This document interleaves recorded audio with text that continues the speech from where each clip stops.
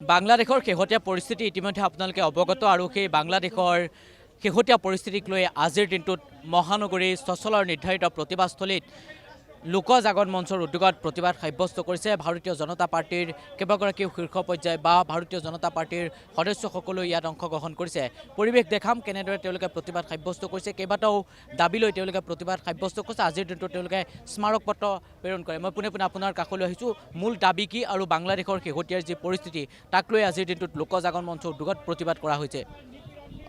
মূল কথাটো হৈছে ইতিমধ্যে আপোনালোকে জানে যে আমাৰ চুবুৰীয়া ৰাষ্ট্ৰৰ বাংলাদেশৰ যি পৰিস্থিতি তাত হিন্দু তথা বাকী ধৰ্মীয় সংখ্যালঘুসকলৰ ওপৰত যি অত্যাচাৰ উৎপীড়ন চলি আছে তাক লৈ পেলাই লোকজাগৰণ মঞ্চ কামৰূপ মহানগৰ জিলা গভীৰ উদ্বেগ প্ৰকাশ কৰিছে, গভীৰ অসন্তুষ্টি প্ৰকাশ কৰিছে আৰু আজি জিলা আয়ুক্ত মহোদয়ৰ যোগেদি বাংলাদেশ চৰকাৰৰ যি অন্তৰ্বৰ্তীকালীন চৰকাৰ আছে মহম্মদ ইউনুছ ডাঙৰীয়াৰ মুখ্য উপদেষ্টা হিচাপে তালৈ এক আহ্বান আমি পঠিয়াব বিচাৰিছোঁ যে বাংলাদেশৰ যিসকল হিন্দু তথা আন ধৰ্মীয় সংখ্যালঘুসকল আছে তেওঁলোকৰ সুৰক্ষা নিশ্চিত কৰিব লাগে, মহিলাসকলৰ সুৰক্ষা নিশ্চিত কৰিব লাগে, শিশুসকলৰ সুৰক্ষা নিশ্চিত কৰিব লাগে, ধৰ্মীয় স্থানসমূহত যাতে উপাসনাস্থলীসমূহৰ ৰক্ষাৰ ব্যৱস্থা কৰিব লাগে, তেওঁলোকৰ ধৰ্মীয় অধিকাৰ যাতে সুৰক্ষিত হয় আৰু তাৰ লগতে ইস্কনৰ যিগৰাকী গুৰু চিন্ময় কৃষ্ণ দাস প্ৰভুক যি ধৰণে আটক কৰা হৈছে এইটো একেবাৰে অগণতান্ত্ৰিক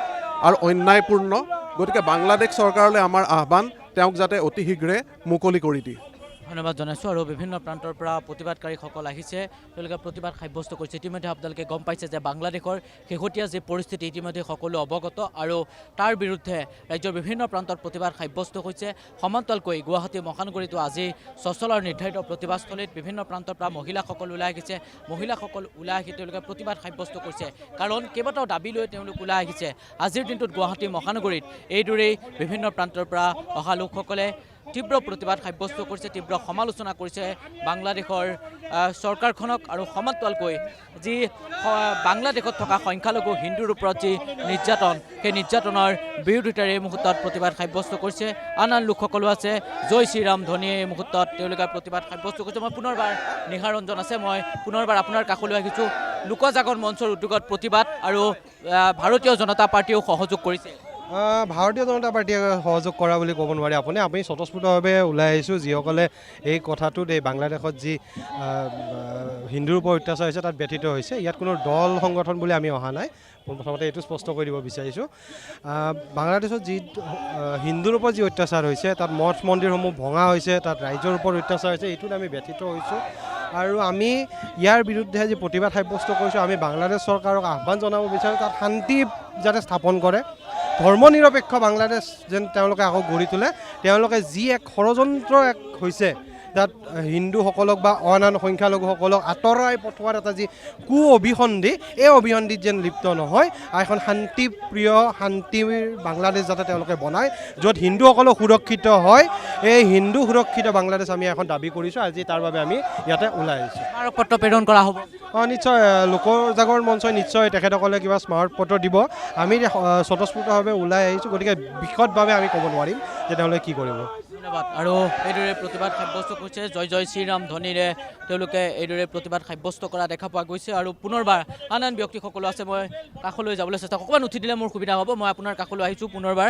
আজিৰ দিনটোত লোক জাগৰণ মঞ্চৰ উদ্যোগত আপোনালোকে ওলাই আহিছে, প্ৰতিবাদ সাব্যস্ত কৰিছে বাংলাদেশত হোৱা শেহতীয়া পৰিস্থিতিক লৈ।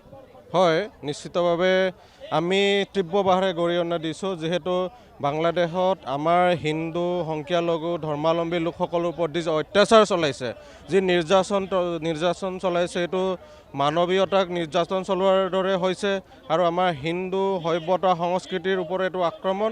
আমি সম্পূৰ্ণৰূপে ধিক্কাৰ জনাইছোঁ আৰু বাংলাদেশ চৰকাৰক আমি তীব্ৰভাৱে গৰিহণা দিছোঁ আৰু অতি শীঘ্ৰে আমাৰ নিৰ্যাতিত যিসকল লোকসকল এই লোকসকলক বিনা স্বাৰ্থত মুক্তি দিব লাগে আৰু আমাৰ সংখ্যালঘু ধৰ্মাৱলম্বী লোকসকলক সুৰক্ষিত কৰিব লাগে। এই আহ্বান জনাই আমি আজি ধৰ্ণাসূচীত কাৰ্যসূচীত অংশগ্ৰহণ কৰিছোঁ। ধন্যবাদ জনাইছোঁ। আৰু এই মুহূৰ্তত সচলৰ নিৰ্ধাৰিত প্ৰতিবাদস্থলীৰ পৰা ইতিমধ্যে আমি ইয়াৰ আগত পোনপটীয়াভাৱে সেই পৰিৱেশ দেখাইছিলোঁ আৰু আজিৰ দিনটোত ৰাজ্যৰ বিভিন্ন প্ৰান্তত আজিৰ দিনটোত প্ৰতিবাদ সাব্যস্ত হৈছে। সমান্তৰালকৈ গুৱাহাটী মহানগৰীৰ সচলৰ নিৰ্ধাৰিত প্ৰতিবাদস্থলীত বাংলাদেশৰ শেহতীয়া পৰিস্থিতিক লৈ উত্তাল প্ৰতিবাদ অব্যাহত আছে।